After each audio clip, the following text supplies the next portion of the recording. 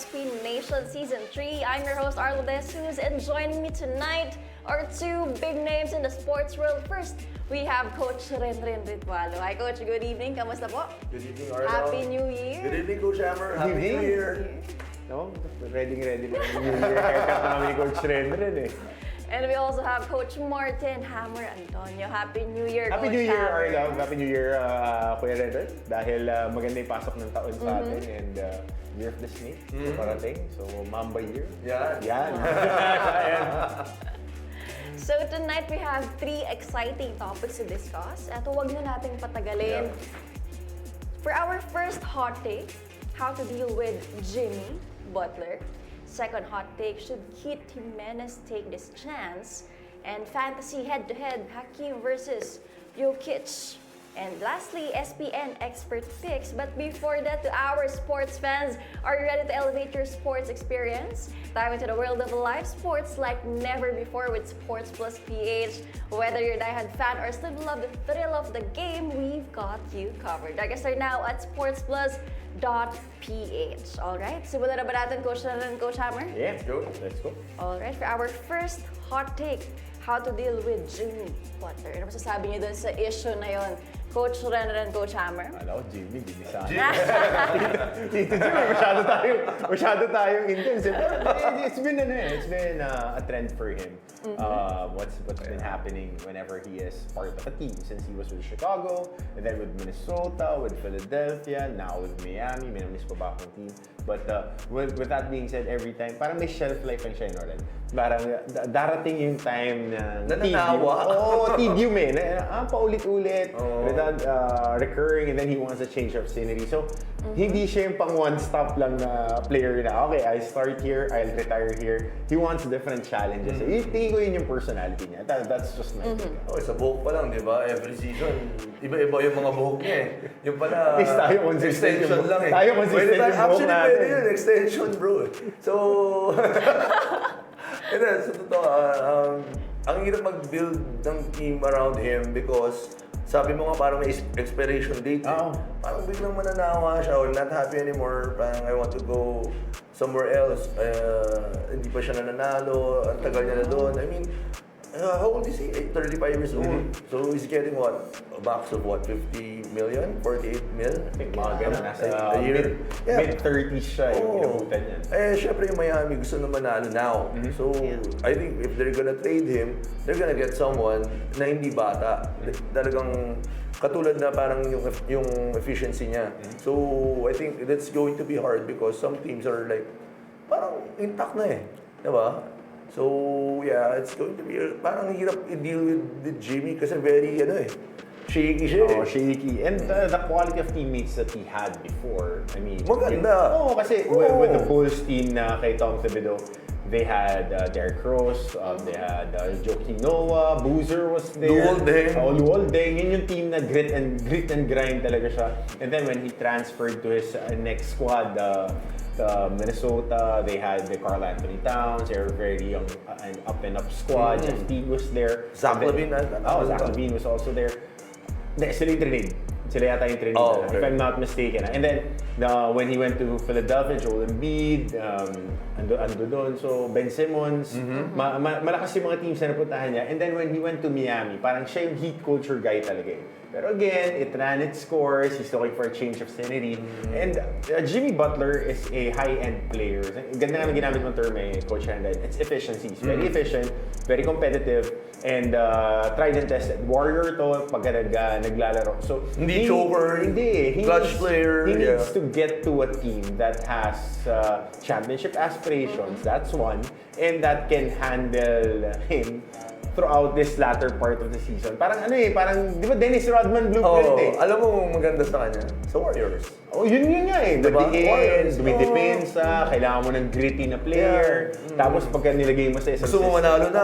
Na kailangan mo manalo. Yun yung gusto niya eh. Parang he is the typical mid-season buyout guy.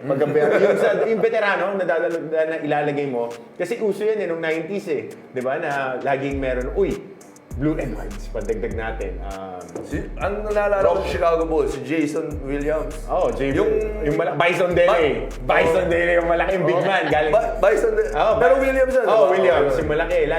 Lagi silang may mga ganong players na towards the latter part of the season, Kinukuha nila. mga contract buyouts na dadagdag. Parang gano'n na yung nagiging next phase ng career ni Jimmy Butler. Pero again, he's looking for an extension. Yan din yung isa sa mga pinag-uusapan dito dahil nabanggit ni Coach Landon, he is 35 years old. So the track record has been quite kind dahil LeBron James set a very good standard for the latter part of the careers of these NBA players about longevity. So meron na sila agad na, LeBron James, pero baka siya yung outlier. Yeah. Diba? Kasi special specimen at 40 years old and he's doing what he's still doing. Ngayon, yung mga ibang teams naman tinitignan, kaya rin bang gawin ng mga ibang players with sports science now, paano nila pong promote yung careers nila. So he told the reporters, I want to see me getting my joy back playing basketball. So, ibig sabihin niya, nananawa nga siya sa Oo, lugar. yun niya. Kasi ang hirap din eh. Oo eh. Kasi yun what Coach Hammer mentioned, hindi naman hindi naman talunan yung mga teams na napuntahan niya. Even the Miami Heat, parang magagaling naman, maganda naman yung record nila. Actually, nagpe-playoffs nga sila eh. So I think, yun nga, may tendency siya parang gusto niya na manalo, parang you want to change, a new challenge. Ito si Jimmy. So I think, yun nga, ako, kung kaya, from the business side perspective, si Jimmy afford ng Warriors, that's the best, Kasi yun, win now yun. Win now yun. Ang trading piece nila, tingin ko, magma-match yung salary. Mga bata. Kuminga, Buddy Hield, draft pick, and Pojemski. Papunta doon. Medyo mabigat yung mga mawawala, pero kasi si Buddy Hield, pagka nagdi-dribble, hindi nakaka-shoot eh. Kailangan catch and shoot lang. Hindi talaga nila maintindihan, no? Na catch and shoot player. Kaya bumaba yung efficiency, kaya create ngayon eh. Pero since meron na siya mag-create. Hindi, meron na nga silang Schroeder ngayon eh. So, it negates him. Lagay mo yung Jimmy Butler. May creator na sila. Kuminga. Totally win now team yung Golden State. Yun ang mangyayari. Kaso, yung suspension will cost 2 million? 2.35 million dollars. 2.35. Grabe. Part of the deal, ganun yung nilevy sa kanya. I think expected niya na yan. Game checks. Pag mangyayari, masuspend ako, I'm gonna lose some money. So I think that's the part of the business. Part of the business investment yan para doon sa susunod niyang kontrata. Performance bonuses na yan. Ganun naman ganyan yung contractual talk eh. Okay, sige, ito yung base salary. Pag naka-reach ako kunwari ng 15 games, it negates off. May additional 2 million ako na papasok. It's what agents do. Kaya, they're looking for the longer play pagka mga ganyan. So, preserve your body, might have a run in the playoffs, might be preserving his body kasi papasok tayo ng All-Star Weekend dyan, maraming mga nangyayaring trades. Ayun na. Malapit na. Pero hindi ba nakakatakot yun, Coach Hammer, Coach Ren rin? Ganong Player? posisyon ni Jimmy. Kasi syempre, sa age niya, sa mga bagong players. Kaya nga, like I said, Warriors is the team na pwede niya puntahan, na pwedeng gusto manalo, aging na veterans na lahat, magandang culture. I mean, Steph's there, Draymond's there, they're all about winning. So I think yun yung pwede niyang puntahan na team na makakatulong, magiging asset siya. Ako, tingin ko dapat dito sa Houston, kaso tinampal yung isang player ng Houston. Nag-away yung mga ganun pa si Tyler Hero. Ginudo di naman nakaporma. Ginano, diba? Naagis ni Thompson eh. Kaso akala ko din mapupunta si Jimmy Butler. Kasi yung team na yun, kailangan nila ng veterano eh, na susuporta dun sa team na yun. Kasi kahit ko kayo rin nung dumating ka sa PBA, may mga veterano talaga sa team na, rookie, dito ka. Ito yung gagawin natin. Ito kasi yung mga kailangan mong gawin. Ngayon, wala nag-aanong ganun sa NBA. Wala namang veterano, panay bagets eh. So ngayon, si Jimmy Butler, isa na siya sa mga ganun. So mga talagang vets na that can right a ship na kumbaga yung Houston kasi sobrang talented. Kasi tinampal niya yung isa. So, alright, let's move on to our next topic. Yeah. Ito. Parang excited na Kasi lahat. hindi rin natin mapinpoint kasi Jimmy Butler nung in-interview, sinabi lahat ng 29 teams eh. Ang magulo din eh. For our second hot take, should Keith Jimenez take this chance? So Kit has a chance to finally showcase his talent internationally. So anong masasabi niyo doon, Coach Renner and Coach Hammer? Ano, sigaw naman una. Ako? Alam mo naman ako rin kapitalista ako Unang-una sa lahat, si Kit Jimenez is very fortunate to have an injury-riddled collegiate career. He wasn't really able to showcase in the NCAA. Nandun ka pa, Kuya Ren. Kasama pa tayo nun. Kit Jimenez is really a guy who was off injured with Coach Frankie Lim and with the Perpetual Altas. And then, nabigyan siya ng konting pagkakataon to showcase it, I think 2 to 3 games, and then the pandemic happened, social media happened, shout out to Mavs Phenomenal Basketball, it gave him a platform to showcase his talent. And then the MPBL, known commodity si Kit. Pero, we gotta call a spade, hindi siya talaga magagamit dahil ang lalim ng rotation ng San Miguel. You have to call a spade. And pagdating sa PBA, lahat ng player magagaling. Lahat ng player magagaling. Yun po yung totoo. Yung mga, lalong-lalo na uso nung Pasko at saka nung bagong taon, kaya ko din yan. Kung kaya niyo po yun, matagal na kayong nandoon. Okay? So, he needs to buy his time. Okay, now he is on the unrestricted free agents list. He was signed, if I'm not mistaken, Prod Guy, bulong mo sa akin, 2 or 3 year contract. I think 2 years.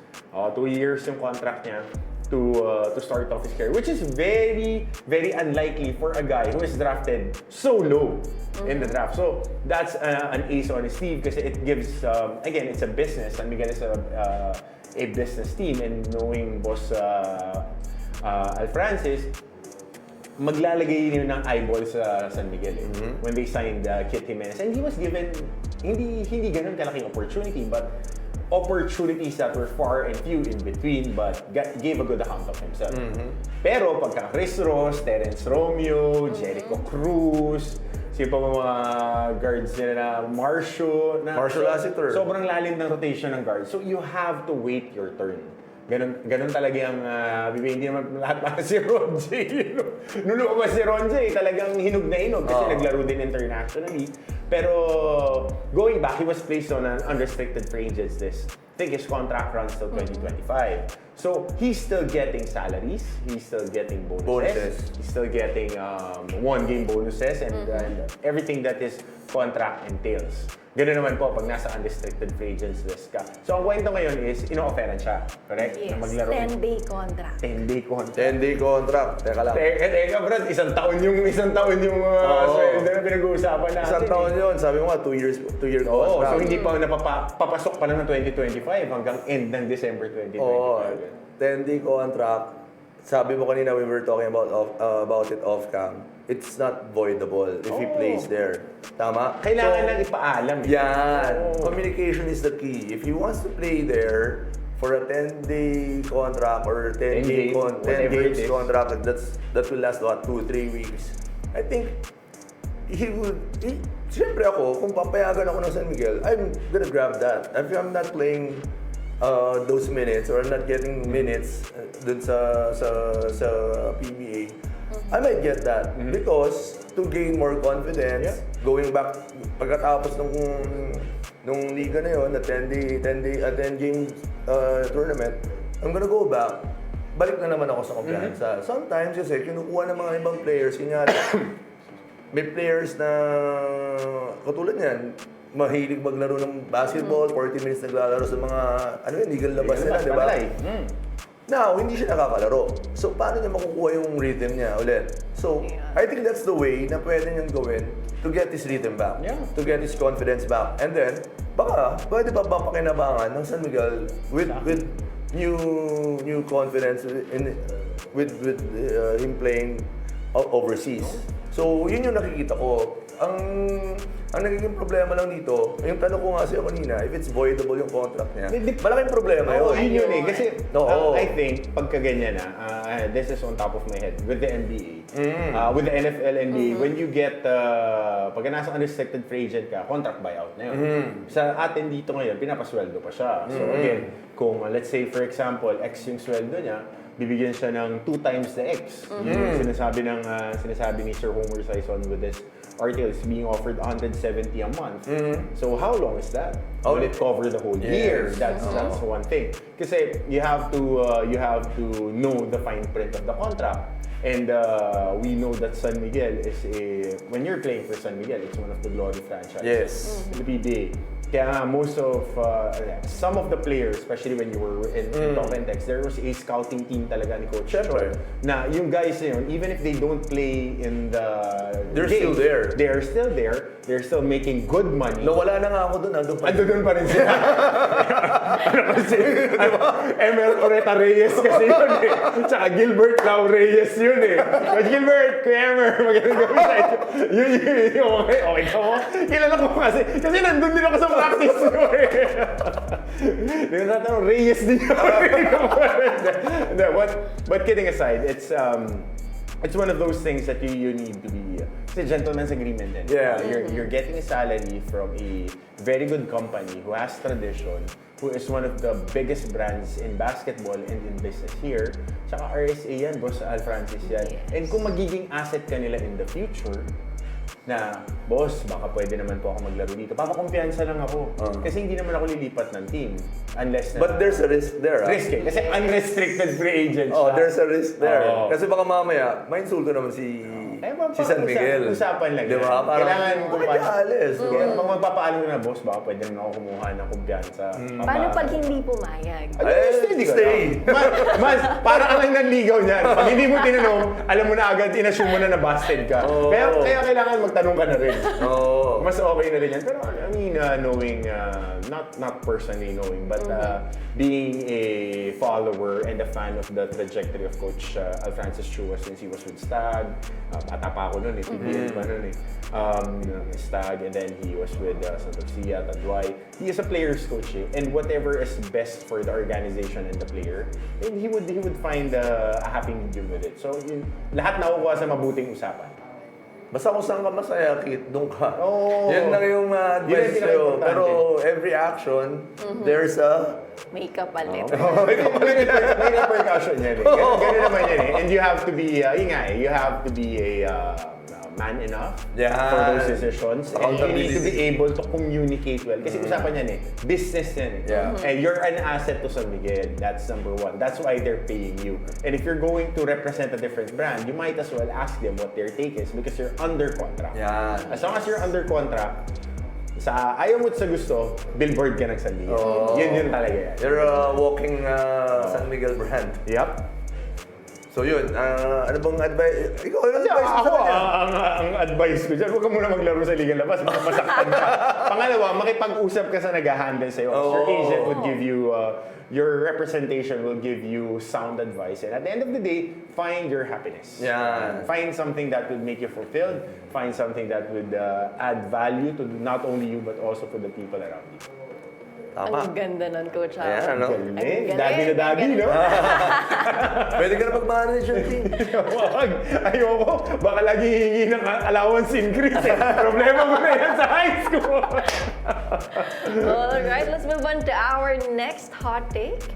Fantasy head-to-head. Hot take ba to? Hot take pala, Joanne. Parang... versus Jokic. Parang ang hirap niya. Pakita nyo nga yung tail of the tape, Prod guy. Pakita natin yung tail of the tape kasi may mga stats dito. Ayan. I mean, we're talking about Nikola Jokic, three-time NBA MVP. Ito namang si Hakeem Olajuwon won an NBA MVP and 2 Finals MVPs. So ito yung career averages nila, 21 and almost 22 points, 11 boards, 2.5 assists per game, 3.1 blocks per game. May importante pang stat dito, Hakeem Olajuwon average almost steal and a half, tama ba, Prod guy? 1.3 ata or 1.2 steals a game for a center in a highly physical league. And si Hakeem Olajuwon plays during Ramadan on an empty stomach. And quick trivia, his best numbers were put up during those times. Pagka-Ramadan. Yun yung parang... mas focus siya. And it's been a really talking point when they're talking about Hakeem Olajuwon. Kasi sinasabihan siya ng trainer niya na bakit hindi ka kumakain. And then yung si Ting Grover na yung naging trainer niya, sinasabi kumain ka kasi nasusunog ka. Sabi niya, my faith will propel me forward. Ganun siya kaano sa Islam Sa faith fasting. niya. Sa fasting. Well, if head-to-head sila, ito MVPs. Number 1, isa lang si Hakeem. Malas niya kasi, nasa era siya ni Jordan.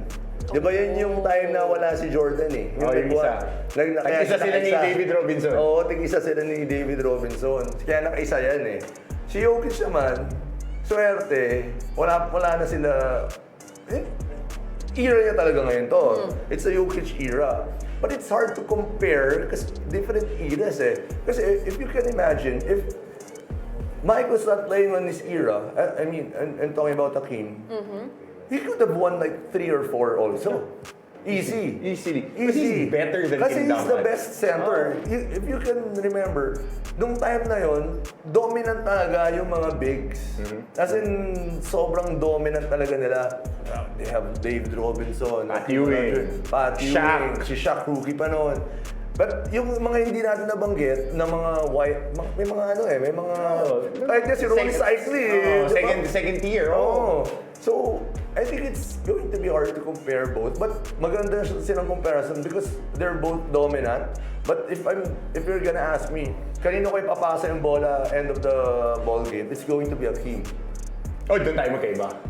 Doon tayo magkaiba. Pagka offensively, pagka endgame, gusto ko papasahan ko si Jokic. Kasi gusto mo, lahat ma-involve. Pero pag ito, one-on-one, si Hakeem yun. Manalo tayo kay Hakeem tayo. Yung thinking mo, okay yan. Okay. Sige, tatakbo natin yung pattern, may malilibre, gagawin natin one-on-one. Pero ako, gusto ko manalo. End of the day, I'm gonna give it to him. I'm gonna ride on his back, etong si Hakeem. Because alam ko, he's gonna bring me a championship. Without Jordan, on the other end. But sa kanya, bigay ko sa kanya bola. Sa kanya na. Huwag mo na ipasa, it's all yours. Pag nakita niyo siya, kasi the kids now, they see the highlights. If you see him play, he can bring down that basketball. Yep. He can also pass. Yep. He's dominant both ends of the floor. Exactly. Etong si Hakeem Olajuwon. So, it's different talaga siya. He can do all those things, but instinctively on the offensive end, he won't pass. Kasi he's the best player inside eh. Totoo. So yeah, it's a different thinking kasi it's more of Jokic is an all-around guy. Totoo. Talagang pagagalingan niya yung mga players around them. Diba? Pero iba yung dating ni Hakeem, panalo to, bigay mo sa kanya. Kung gusto mong manalo, bigay mo na sa kanya. He can score talaga. Tsaka si Hakeem, kung hindi man niya ma-score, sure ball, he would get a stop. That is the surest thing. Peak Hakeem Olajuwon. Kids, Uncle Hammer will give you a 4-1-1 on this. Peak Hakeem Olajuwon was defending the size of Tim Hardaway to the size of Chris Webber. Yan. Ganun yung range niya. If you're thinking of the prototypical center that can play on all eras, it was Hakeem Olajuwon. It was not Shaquille O'Neal. Shaquille O'Neal is the most dominant, physically dominant specimen in the NBA. Bar none. Walang magko-contend yan. But the most skilled big man, both offensively and defensively, toss up It's Hakeem Olajuwon or Kevin McHale. Pero si Kevin McHale na injured, si Hakeem Olajuwon, tumanda lang. When he got older, and then the quickness was out because he was so good. If you can watch clips during the early 1980s and NCAA, Faisla Majama ng University of Houston, it was him and Clyde Drexler. Hindi siya na-draft dahil dunker siya. Na-draft siya kasi ang galing niyang dumipensa. Remember, he was the number 1 pick of that 84 legendary draft. May kasama pang isa yan Siya si... yung mahaba din sentro din Si Otis Thorpe. Yun yung sa Houston Rockets Pero yung lineup na nila na nagsa-champion, it was... Robert Horry na. Stretch 4. Prototypical stretch 4. So, this guy was the number 1 defensive center since he entered the NBA. You can look at the stats, block shots, steals. pick and roll. Yun. Rob Samson. Rob Samson, na. sinasabi ko. Ala, Otis Thorpe na nasa Houston Rockets. 7-4. First pick din yun. Naging magkakampi din sila sa Houston noon. Number 43 was he was amazing, but his back gave out on him. Dahil 7'4 ba? 7'5 si Ralph Samson na sobrang athletic. So silang dalawa ni Hakeem Olajuwon brought the young Houston Rockets. I think it was the 87 finals against Magic. And he was an animal back then. And eto si Hakeem Olajuwon, he has the best footwork for a big man. Silang dalawa ni Kevin McHale. He had the best anticipation when it comes on defense. He was the best pick and roll defender. Kung nakita niyo si Kevin Garnett dumipensa ng gwardiya, hindi ubra yung depensa kay Hakeem Olajuwon. He was that good. I am out of words and I am so excited because if you look at clips and if you look at how quick, how explosive, and how athletic this guy is, ibang klase. Yung batang Hakeem, yung nag-champion na Hakeem, that was the skilled one. Yeah. Na yung mga pihit, yung mga fade away. May kasama ng experience yun eh. Kaya nga si Kobe at saka si Dwight, sila LeBron, pumupunta sa kanya para mag-aral ng mga post moves. Siya yung Kurt Collier nila eh. Problema, may resibo eh. Actually, dapat dalawa yung MVPs yan eh. Na David Robinson. Oo, na David Robinson siya eh. Tapos, yung umiscore si David Robinson ng 71, yun yung nung playoffs, pinor-zero niya si David Robinson. Tapos ang average niya parang 38 points, 15 rebounds sa si David Robinson, parang kinumbulsyon. Pagka panoorin niyo po yun. Hindi namin kayo kinukuking dito sa SPNation. Si David Robinson, mabait na tao, pero parang uminom ng suka, parang kinukumbulsyon nung finals na yun. I kid you not, dahil he took it personally. Yes. That was his personality. He was a very nice guy, but when he plays, he takes it upon himself na madiin talaga. So pero, Jokic is also a proven commodity. Kasi kami, yun yung generation namin, Coach Renren. Hakeem yung inabutan namin. Jokic is a different kind of animal. He is the best big man right now.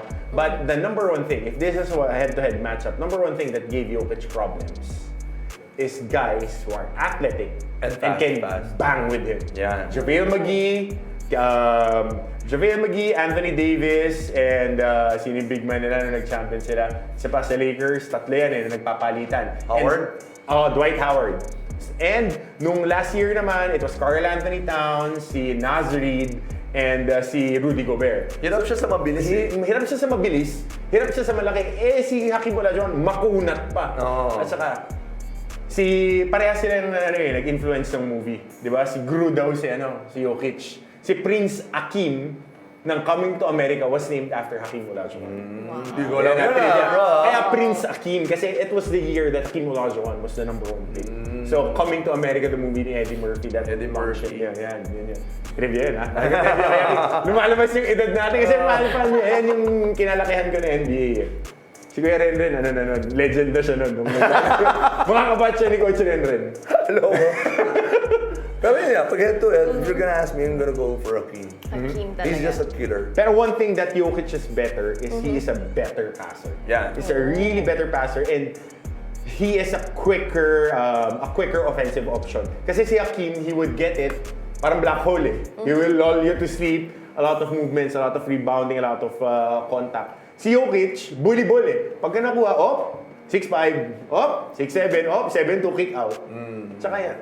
Nonchalant si Jokic eh. But, I mean, it would be a nice matchup. But athleticism-wise, numbers-wise, and Hakeem is kaya nga the dream. He's the dream. Oo. Wala, unanimous vote. Dapat si Dino yung medyo new age guy. Siya yung mga doon sa mga friends eh. Alright, and now for our last segment, we have our SPNation Plus NBA expert picks. We will dig in with our 3 of our 9 NBA games tomorrow. First will be the Phoenix Suns against Philadelphia 76ers. Yun nga. Alat. Kaya nga eh. Alat, bagong taon, season 3. Unang pick natin agad, Phoenix, Philadelphia. Kaya nga. Pero I'm gonna go for Phoenix there because I don't really like Philadelphia, how they run things there. So, How Joel, malalaglag yung microphone ko. How Joel Embiid runs. Front guy, pakita mo ako tumatakbo sa... Parang si Joel Embiid, pagka binangga, rumibon, parang may masakit para... Nakakatakot Oo, parang may mga kakalas eh. Pati si Paul George, pagka nag-dribble, pag humesi si Paul George, kinakabahan ako eh. Parang may diretso yung tuhod. Di ba? Pagka mag-counter mo, parang ako eh. Well, in Phoenix talaga, they need to, they have to get their rhythm back. I think, parang tamad sila maglaro eh. Parang they're not that aggressive because they know they're good. They're just waiting for the run, papasok ng playoffs. Na parang kaya na natin talunin sa dulo yung mga... Parang ganun sila eh. Parang alam nilang galing sila. They don't work already. Parang may mga loose balls na they don't grab. They don't fight for those, they're not crashing the board. So, those little things, hindi nila nagagawa. That's why 8 losses sila eh. Pag napanood mo yung laro nila. So, they have to just wake up. Kailangan may kuryente siguro sila. Kailangan may banatan si Grayson Allen. Oo, di ba? Parang ganun eh. Pero Philadelphia is a different story. I really don't like how they run things there. But yeah, if you're gonna ask me, I'm gonna for Suns there. Phoenix Suns. And next is Orlando Magic against New York Knicks. Ang gandang laban to. Sino ang inyong... I like Bronson eh. So, naglalaro na siya ulit eh, di ba? Maganda yung nilalaro niya. So I'm gonna go for New York. Ako, Orlando dito. Orlando yung team ko, pero daming injury. No, daming. Wala pa yung bankero, di ba nakabot siya? Madaming injury, pero they're playing well. Ang diin maglaro eh. They're still playing well. Ito naman yung antithesis ng Phoenix. Total polar opposite. Ito lahat hard maglaro. Yes. Diin lang ng diin. A lot of their wins are just by sheer physicality. Babangga lang sila, pressure lang, dedepensa. Mga bata eh. Ngat-ngat lang ng ngat-ngat. Parang si Coach Ying yung coach. Ganun maglaro. In New York, well-balanced. I mean, they have role players Saka like maganda Josh nila Hart. ni Karl Anthony Towns yan. Karl Anthony Towns, I think he's very comfortable there. Tapos pagpasok ng Bronson, another guy who can score, could facilitate. So si Josh Hart niya, parang naging facilitator na rin eh. So he can adjust to, he can score, he can rebound, he can defend, he can assist. So they're very balanced now to New York Knicks. Tsaka small ball, no? Yeah. They can play small ball, pero malaki pa rin. Laki ni Karl Anthony Towns eh. Kaso, hindi mo ng 3 points. Best 3-point shooter daw siya eh. It changed the game.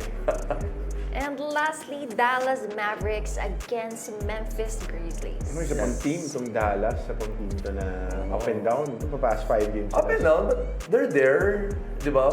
Kasi may mga injuries eh. Like si Luka, yung calf niya, medyo traitor yung calf na yan, ha? Pabalik-balik yan. Basta mga soft tissue injury, hamstring, calf, abdominal strains. Kaya kailangan you just take your time. Hydrate. Kaso beer ata iniinom eh.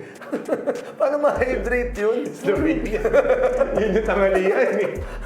Dehydration yun eh, yung mga ganong injury. Kasi bata pa siya eh. He's only what, 25? 26? 26. So hindi pa wear and tear yun eh. I mean, he's still young. Pero pro na to mula 14 anyos. Pero they're still playing basketball. Pero may cover. Mga yan, sakit ng mga 30 years old yan eh. Sakit ng mga naglalaro ng Pinoy Liga, alumni cup yan eh. Yung pagka may Romino, biglang pinakahawak eh. Pero dito, Dallas ka dito. I am Dallas. Okay, ako Memphis ako dito. Gusto ko yung Memphis. O kontra kami rin ha. Pero ito rin eh, si Ja Morant din eh. Pag tumatanong masama yung nag-NBA League Pass ako eh. Pinanonood ko ngayon lahat ng games. Parang, Memphis. Pag nakikita ko to, para kang atakihin. Aatakihin ako kasi reckless. Grabe. At saka ang kaibahan nila, kasi pareha sila ni Westbrook eh. Pati Iverson, ganun lumaro. Kaso si Iverson, balance. Kahit bumawag sa, ito, talon lang ng talon. Tapos, very athletic eh. Grabe. Parang papel. Tapos, ang payat. Kasi si AI payat, pero alam niya kung paano bumagsak. Si Westbrook, malaki. Sasagasaan ka. Si Ja Morant, parang si Rene Riquez. Nininervyos ako eh. Nakakatakot. Ang galing pa naman. At saka ang galing niya fuminish ng after contact. Hanging yung mga defenders. Galing. Pero ito yung depensa ng Memphis will be something, a sight to behold dahil they've been stacking up assets that are interchangeable and can play 5 out. Multiple. Ang laking bagay niyan for the Grizzlies. Especially now na medyo nagiging healthy na yung squad nila. Huwag na magtapak-tapak si Ja Morant ulit, diba? Huwag na magti-TikTok tsaka mag-Instagram live. Yari ka dyan. Wala pa akong kilalang player na napabuti dahil sa mga Alright, abangan natin kung sino tomorrow. And now let's move on to our comments from Facebook and TikTok. To our sports fans, babasahin na po namin ang inyong comments online. For our first comment, thank you Power Mac for your comment. Bad breakup ito. Mahirap yung di ka na masaya sa team mo, pero baka mahirapan naman ang Miami na makakuha ng okay na trade. Ang mga draft picks lang ito, barat naman kasi si Pat. Well, nakita na natin yan eh. Nakita ko nga yung wormhole nung isang araw. Tinitignan ko yung Kyrie Irving trade. Ang nakuha ng, I think it was Brooklyn, parang 7, tama ba, Prod Guy? 7 o 8, 13 players na yung nakuha nila for Kyrie Irving. 7 second round, 2 first round, yung kaka-trade lang sa Nets galing Lakers, yung 2 yun, yung na-injured, at saka may isa pa, I forgot their names, pero in total 13 players for 1 player traded. Si D'Angelo, bumalik. So kasama siya dun sa package yun, out of those 13, plus 7 second round picks, 2 first rounders, and another player. So may mga ganyan eh, na with Paul George, nakita natin dun na build yung team ngayon ng Oklahoma. So draft picks would be good, pero sinong team yung maraming draft picks? Kasi it's just Oklahoma City and loaded na loaded sila ng mga batang players that are part of the culture that are the same type of player na si Jimmy Butler. Yes. Grit, rebounding, and medium range and attackers. Laging ganun yung dinadala ni Jimmy Buckets. So, we'll see. Baka nga draft picks lang to. Pero bad breakup talaga yan. Tama si Power Mac dyan. Because wala namang magandang breakup eh. Di ba? Every breakup naman talaga, bad talaga eh. Oo. Di ba? Hindi ako pwede makapagsalita. Yari kami dalawa ni Kuya Renren nila pag uwi namin, baka pag nagda-drive ko. Kami kasi, okay, yung ngiti mo. Lahat ng breakup, bad breakup. Si Arlov lang ang... Si Arlov lang break wala. Blossoming, as always. Alright, let's move on to our next comment.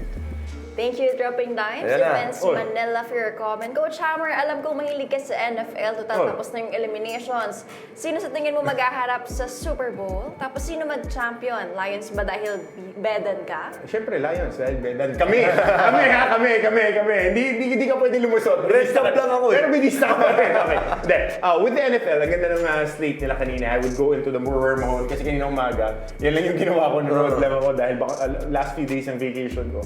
The Lions secured the number 1 seed in the NFC. So, bye week sila. Pahinga. May isang linggo silang pahinga. Sa kabila, it's the reigning and defending back-to-back champions, the Kansas City Chiefs. Liamado yung dalawang team na yan. Tingin ko, yan dalawa yung magtatapat. Kasi ako talaga yan, gusto ko yung storya ng Detroit Lions ay galing doormat, na-build ni Dan Campbell, marami silang mga players. Kanina rin, may isa silang players, si Alex Anzalone.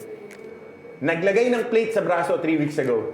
Best player of the game kanina. 3 weeks, 4 weeks ago. Kasi kailangan nila maglaro eh. Ubus yung player ng Detroit, injured yung... Wow. Kasi 11 yung starters, parang 8 injured. Tapos during the game, na-injured pa yung 3. So, eto, mga reserve player, yung culture talaga nila na kailangan ngumat-ngat kami. Kasi galing silang doormats, last year, na-eliminate sila dun sa kumbaga, conference championship sila sa NFC, tinalo sila ng Niners. Ngayon, sila na yung liyamado. Tapos ngat-ngat, may pahinga silang 1 linggo, maganda yung matchup nila. Kaya ang ganda eh, pag nanalo sila, number 1, pag natalo, number 5. Oh. Tapos tabla sila na top seeds. So, yun, ako, alliance ako sa NFC kasi wala na yung Niners. Alam ko, mahal pa rin ako ng lolo ko kaya hindi ko pinikwintin niya. Sa kabila, it's the Kansas City Chiefs looking good, but the Buffalo Bills are also right there. Might be the year of the Bills Mafia, I don't know. Pero this one's for sure. Ohio State. My other school, kung saan ako kaya mo siya sinuot eh. Kasi it's also the college football playoffs. Notre Dame against Penn State. Yung coach ng Notre Dame is played for Ohio State. And yung Notre Dame, ang kwento nila, give up na yung team nila nung coach nila dati. Kasi sinabi, hindi ka mananalo pagka Catholic school yung kino-coachan mo. Kasi mahirap mag-recruit. Okay. Tinambakan nila yung team na yun, yung LSU. Nagtapat sila. And Coach Marcus Freeman is doing a hell of a job. And Coach James Franklin also of Penn State will be matching up. On the flip side naman, Texas of Steve Sarkisian and Ohio State, Llamado. Yan tinitignan ko. Kasi playoff week ngayon ng football eh. So, very busy ako at di ako natutulog. Dahil, So, sino mananalo sa Super Diyan, Bowl? ako, Lions, syempre, Detroit Lions. Lions. Detroit Lions and Ohio State. Sa NCAA, yun yung pick ko. Wormhole eh. Kasi hindi ako natutulog ngayon mula nung Pasko eh. Everyday may laro eh. So, pagka kinakabahan na ako dun sa NBA, nililipat ko muna dun sa League Pass ko eh. Kasi dun alam ko, din dito magkakatamaan sa NBA. Diyos ko. Napapadasal ako eh. Alright, let's move on to our next comment. Our third comment for tonight. Champion Online Shop, thank you for your comment. Bata ka pa, Kit. If gusto mo talagang lumaro, paalam ka muna sa SMC. Mukhang papayagan ka naman, huwag mong daanin sa SOCMED. Sayang yung sure ball na contract mo till end of 2025. Don't burn bridges, boy. He has a point. Yeah, Champion Online Shop. Maganda yung sinabi niya because it's really hard to burn bridges here sa mundo ng basketball or in any sport because ang liit-liit lang yan eh. Magkikita kayo. But yeah, huwag mo nang daanin sa SOCMED. Ba't dinadaan ba niya sa SOCMED? Ewan ko nga eh. Kasi dapat direction niya. Usapang lalaki yan. Oh, it's hard na if you're gonna put it up there kasi it's going to be a business decision. It's not going to be a social media decision. Yes. Hindi ka naman magtatanong sa social media, ano yan, may toll? Ano tawag na Poll. May poll, di ba? Yes or no? Hindi naman dyan eh. I mean, you have to talk to the management or if you really want to play. Pag ako yan, nasa position mo, hindi ko tutuloy. Oh, may kontrata ka. I'm not gonna If I'm in that position, no, wala akong playing time, but I'm there with under contract ako, respeto ko na lang sa SMB. So, employer relationship. So I don't want na kasi kahit ano mangyari, payagan ko nun. Merong ano yan eh.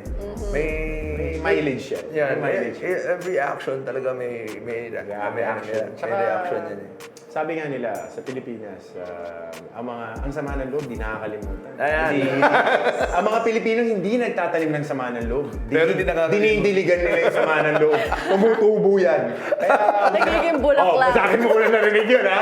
Hindi, sa Pilipinas, hindi lang nagtatanim ng sama ng loob, dinidiligan. Kaya, ang pinakamaganda talaga, kung ano sa mabuting usapan yan. Kasi kung papayagan. Kung hindi, steady ka lang dyan. Minsan, papayagan ka, pero Chugi ka na. Huwag ka bumalik. At saka, pre, San Miguel na yun eh. Parang nagpaalam ko lang sa asawa mo. Pwede bang lumabas muna kami? Sige. Tutuloy ka ba? Hindi. Kasi idol kita eh. Yun yung sagot natin eh. Hindi. RJ. Alam mo na, yung mga pangiti-ngiting ganyan. Ako. Sige lang. Sige, doon ako sa mga magti-tiktok na.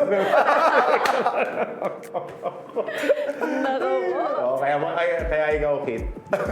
Going back na lang. Pagpapaalam na kasi sa mga asawa. Pagka mga ganyan. Especially if you're contractually obligated. Yeah. You honor the contract. Yep. And if there is a fine print that if they're not using you, you can explore other avenues of playing just for reps. Yun yung gawin mo. But if it's not written in your fine print sa contract, might as well honor the contract. Yeah. Obligations and contracts. Oblicon 101 yan. Yes. Yep. So, very basic. Basic yan. Tanda mo, mga hardinero mga Pilipino, nagdidilig yan. Next comment, please. Ito, last comment for tonight. Double T of Manila, thank you for your comment. Joker will win this matchup. Pang loob lang si Hakim. Pero si Jokic, kaya niya inside and out and he's a triple-double machine. Pagtapos sa career ni Joker, siguradong he'll be in the discussions ng GOAT. Oh yeah, that's might be one of the greatest European players as it stands. He is the most decorated when it comes to MVPs, tatlo, and mukhang pang-apat pa yung taon. Pero pagka ako tinanong, mas Giannis ako. Giannis. Kasi Giannis, iba yung effect. All heart, no? Tsaka, Si Jokic, iba yung approach sa game. Iba, parang... it's too easy for him. Parang ano siya eh, parang pag nandyan, okay. Pag kahit wala dyan, okay lang din. I have things to do also. It's like that. Ganyan yung best friend ko na Sandman eh, milyonaryo. Pag ganun dyan, okay. Pag kumita, okay lang din. Pre, bumaro tayo ng trabaho, laki na nito. Ayun, pero yun nga, Giannis is different. Yung story niya is different. Talagang pinaghirapan niya, he really wanted it.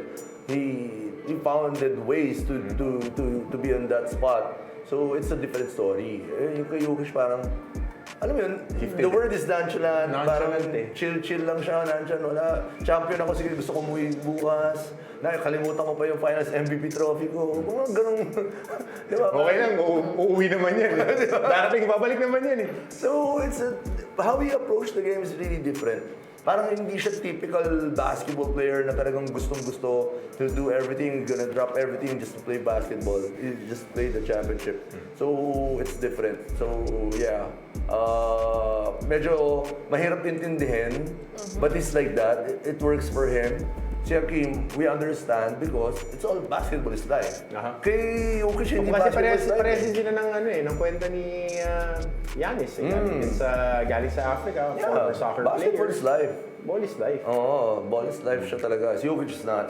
Horse. May horse dun eh. Basketball and horse. Oo, pag pinagtabi mo sila ni Coach Leo Isaac, mag-e-enjoy yan kay Coach Leo. Coach! Lagi ko makakwentuhan sa karera ng kabahay. Kaya naalaman si Daday, nagpe-print ng dividend aso. Sabi na, pumunta pa tayo kay Dada dati, God rest his soul, Don Ramon. Hall of Famer ng San Bedo, yung pala nag-i-imprenta ng dividend aso. Tawing kwento na eh. Marami akong bawon rin.